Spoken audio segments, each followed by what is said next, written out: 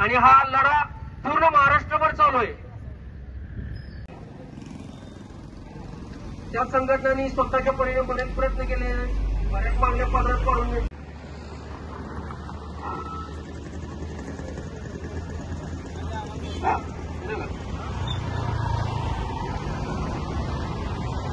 Non muster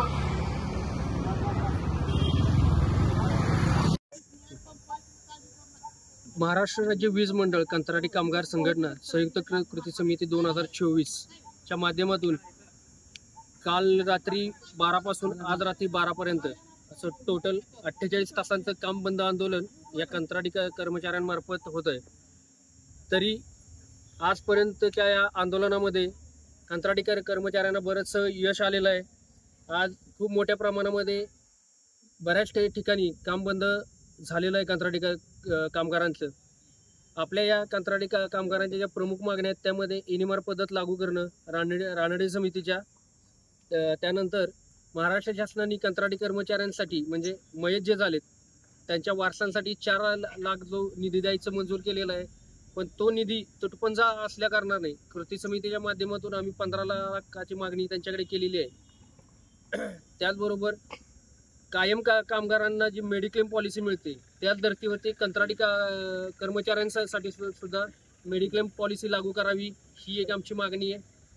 तसेच रानडे समितीची एनिमार पद्धतीचा जो अहवाल 2018ला नागपूरच्या अधिवेशनामध्ये सुपूर्द केला होता शासनाकडे, तो अहवालाची अंमलबजावणी तातडीनं शासनाने करावी ही एक महत्त्वाची मागणी आमची आहे। तुम्ही दिवसेंदिवस आंदोलन करताय पण त्या आंदोलनाला यश येताना पाहायला मिळत नाहीये, आता पुढे इशारा काय असणार आहे नक्की याच्याबद्दल? आता यानंतर या कृती समितीच्या माध्यमातून हा 5वा टप्पा चालू आहे 48 तासांचा। यानंतर जर शासनाने प्रशासनाने आमच्याकडे लक्ष दिलं नाही किंवा जर आमच्या मागण्या मान्य केल्या नाहीत तर दिनांक 5 तारखेपासून 5 मार्च 2024 पासून मध्यरात्रीपासून आम्ही पूर्णपणे काम बंद आंदोलन करणार आहोत। पूर्णपणे म्हणजे बेमुदत काम बंद आंदोलन करणार आहोत जोपर्यंत आमच्या मागण्या मान्य होत नाहीत तोपर्यंत। कृती समितीच्या वतीने गेले 48 तास वीज कंत्राटी बांधवांसाठी त्यांच्या न्याय हक्काच्या 17 प्रलंबित ज्या मागण्या आहेत त्यासाठी राज्यभर या ठिकाणी बेमुदत आंदोलन या ठिकाणी आम्ही केलेलं आहे। खरं तर आमच्या कंत्राटी बांधवांच्या प्रमुख मागण्या की आम्हाला या भरतीमध्ये जे महावितरण आता सरळ सेवेची भरती काढती त्या भरतीमध्ये आम्हाला सरळ सेवेमध्ये सामावून घ्यावे ही आमची प्रमुख मागणी आहे।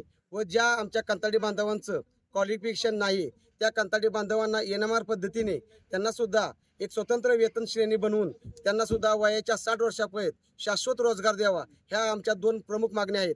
तसेच ज्या कंत्राटी बांधव काम करत असताना कायम कर्मचाऱ्यांबरोबर काम करतात तर सर्वोच्च न्यायालयाच्या निकालाप्रमाणे समान वेतन समान कायदा याप्रमाणे आम्हाला कायम कर्मचाऱ्यांच्या बरोबर आम्ही काम करत असताना आम्हाला तेवढं वेतन मिळालं पाहिजे। तसेच काम करत असताना जर आमचा कंत्राटी बांधव अपघाती झाला तर त्याच्या कुटुंबाला सुद्धा 15 ते 20 लाख रुपयाची आर्थिक मदत मिळाली पाहिजे।